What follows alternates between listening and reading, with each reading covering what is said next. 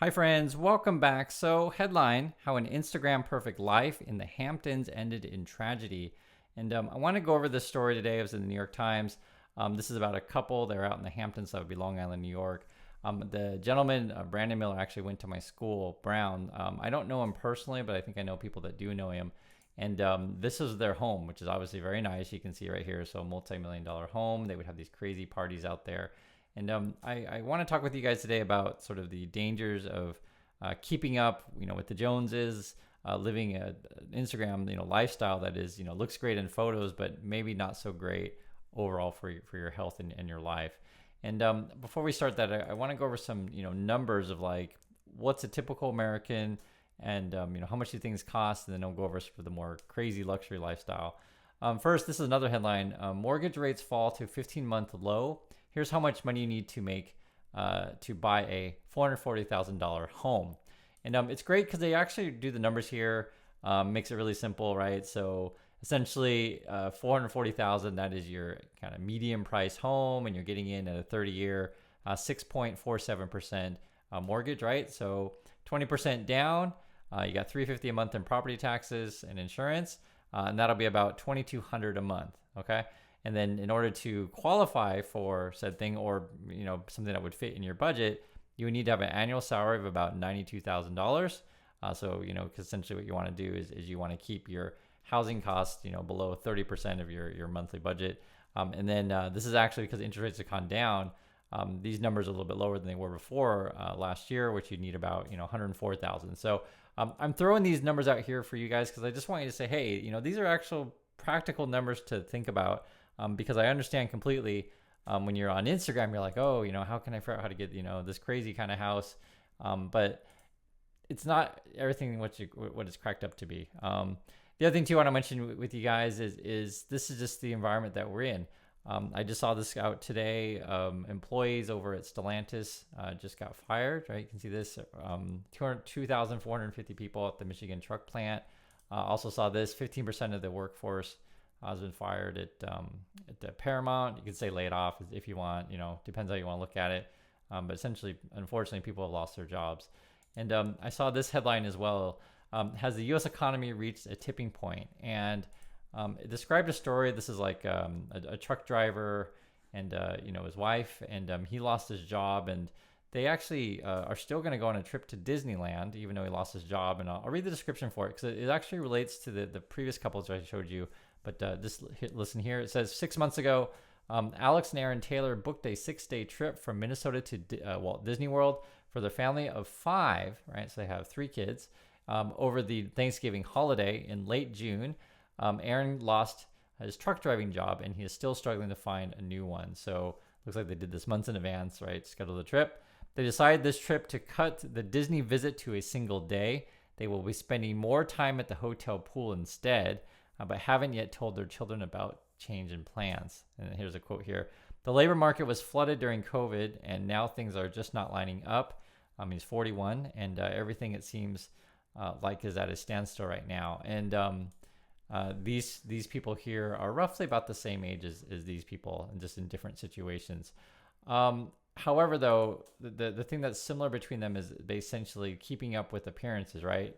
Even though you lost your job, you're still going to take that trip to Disney, which I probably wouldn't. Well, to say this, I wouldn't recommend that. If the money's not there and you're concerned about your future, it seems strange to be going on vacation, but yet they need to keep up this with their appearances, right? That everything's fine with the kids, and they haven't even told the kids that maybe we're only going to do one day Disney, but in fact, maybe you shouldn't go at all. So that's, there's that. This is a thing that happens with at all levels of society. It's like keeping up these appearances, right? So these people, the wife, she had like this Instagram thing, and she would show people like all the crazy lifestyle, these kind of things, like this. So they'd have these, massive parties, and I think you could have like 60 people at the party, and you guys get the sense of it. And when you're in the Hamptons, right, all your friends are really wealthy, all have nice houses, drive nice cars. And just the expenditure that you put out each month to keep up with everyone else is enormous. Plus, you're kind of like selling this image on Instagram and social media, right? Look at so like for this kind of people, like you feel like every time you take a picture, you got to have a new dress or something, right? That's the kind of pressures. Now, I just wanted to put this in context, because even though we're talking about, say, the upper end of the scale, people have these pressures no matter where you are, right? Be it pressures from your children to keep up with, oh, we have to, get our kids Christmas presents, or the other kids are going to make fun of them because they didn't get the new bicycle or the new Nintendo or whatever, right? So it's always this pressure to keep up with appearances no matter what level of the spectrum you are.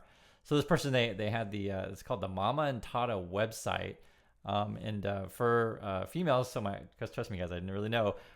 My wife looks at this kind of stuff all the time. So she's always showing me pictures. Oh, look at this person, look at this person's vacation. Look at this person's, new clothes, etc. Look at this person's stuff. I always see it. So I really know this kind of thing. And the example they use here, they're saying, they would show like, was it grand homes in Manhattan, Southampton, European resorts, private planes, classic sports cars, speedboats, etc. Right? And it was interesting because, how do you keep up this lifestyle? Well, the guy's dad, so this guy's dad had a bunch of real estate and had like a real estate company. And they actually describe it, which is really interesting. So let's listen to some of the stuff. It says here, the homes acquired from his father's firm allowed the Millers to live as if they were mega millionaires. But Mr. Miller's primary focus was commercial development.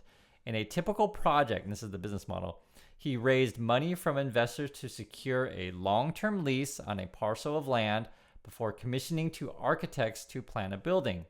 Once permits were in place, he sold the lease, the building plan, and its permits to another developer for a profit, or took on more debt to cover construction costs, right? Even when such projects go smoothly, the work can require developers to leverage many assets to secure loans that will carry them through the process. Basically, it's a shell game. That's the way they put it. You're borrowing money to get a parcel of land, and you organize the stuff, and then you like sell said project to someone else, and then you might be leveraging the project in progress to get another project in progress, and it's like it keeps going on and on and on and on and on. That's how a lot of these real estate people work. And I always mention that I went to school with these kind of people because I've seen it, and I've talked to these people, behind closed door kind of stuff, and you hear about these stories. And this one in particular is interesting because we're getting a lot of detail about it. I guess when the father died, it says here, Mr. Miller's father managed the risk of many years, but his assets were highly leveraged when he died, right, unexpectedly in 2016. And then they got a whole bunch of lawsuits. It says his company and survivors were hit with a bunch of lawsuits. And essentially the what's the right word to say it? The dominoes fall, or the wheels come off the car, etc. And you're used to living this kind of lifestyle, right? As you can see, this is an example of like one of the restaurants they would go to. So you take your yacht, because they had a fancy boat. I don't know how much it was. It's just like a really expensive boat. And then you go to this kind of restaurant where you park your boat and you can have, dinner on the beach. And of course it's nice, but the thing is, like, you never know in these situations how many of these people are playing the shell game. And to give you an idea of the numbers, so they ended up moving out because like the whole COVID situation, real estate market slows down. They go to this other place. So this is in Tribeca, and for those of you who are familiar with New York City, you probably know kind of an idea where this is, Upper East Side. And these are the kind of costs that they had at this new place, right? So in there it says, and then this place I think it was like 5,500 square foot, something like that. And then this place they're saying here, instead, they're trying to go down. They say they rented a 4,382 square foot, 5-bedroom apartment on the corner of Park Avenue and East 71st Street. So yeah, that's an expensive area. According to our court records, keep on the appearances for $47,000 a month, right? So this is the kind of like, it's a lot of money. You guys know this, and it's crazy because to them this is downsizing, but the thing is, like, they're still underwater. It says here also they decorated with rented furniture for which they paid $180,000 for 1 year. Right, they're renting furniture for $180,000 for a year. Think how crazy that is. According to a lawsuit this spring, and $12,000 per month for the first year. So, what? And then if this was downsizing, it wasn't enough. And to these kind of people, that's considered downsizing, paying $47,000 a month and then getting a bunch of rented furniture for a year. And when I read through this stuff, it reminds me of the things you see on social media, or crazy YouTubers that freak out all the time and shave their head, dye their hair, etc. You never know what's going on in their lives, right? They show you all the fancy jets and fancy cars, but you never know, like, their behind the scenes. That's why I'm showing you guys this kind of stuff. Because when you read through this stuff, you'll realize like why I try to show you guys realistic numbers of like average person, and you may be above average, which is fantastic. But if you try to go well beyond, what you can afford, this is the kind of stuff that happens to you. I will read some more. Mr. Miller stopped paying some of the family bills, including, according to a lawsuit, the maintenance and docking fees for their Van Dutch speedboat, right? A frequent backdrop for late night parties showed on Instagram. Such models generally sell for more than $1 million, right? So it's like $1 million speedboat. And he leveraged the family's prize asset, the Hamptons home, piling one mortgage atop another. He took out a $6.1 million loan from a conventional bank. Then records show he arranged another $2 million mortgage from a company that advertised cash loans that close in less than 24 hours, right? So like he's just constantly borrowing money on said assets, and I guess figure out ways to do it more than once. And you'll hear these stories. Moreover, you can hear some more. Mr. Miller's business troubles did not abate. He took over a land lease near the High Line in Manhattan that would require annual payments of more than $2 million, according to a person familiar. He immediately borrowed $1.5 million against it, according to public filings. Right. So again, you're borrowing and then borrowing on top of borrowing. It's crazy. And then you got this more stuff here. It says within months, Mr. Miller fell behind in making the lease payments. And the pressure intensified when a private equity firm that lent Mr. Miller's company $36 million to help finance the development tried to collect on overdue repayment, right? And then you got those lawsuits, etc. You probably kind of see where this story is going. I can't say the word, but I'll just say Mr. Miller is no longer with us. But I will say, we'll read the description of what happened. It says, Miss Miller took their daughters abroad and posted photographs from Spain and Italy. Only a year later did they learn the trip had not been paid for. After a credit card was declined, her travel agent had to guarantee the hotel bill would be paid. On June 28th, Mr. Miller texted his wife to tell her the deal intended to ease their money crisis had closed, according to people familiar with the situation. So this was actually not true, because at the same time, the husband was like asking to borrow, just $1,000 from friends, right? So, and yet his wife and two kids are off in Spain on some vacation that is not paid for.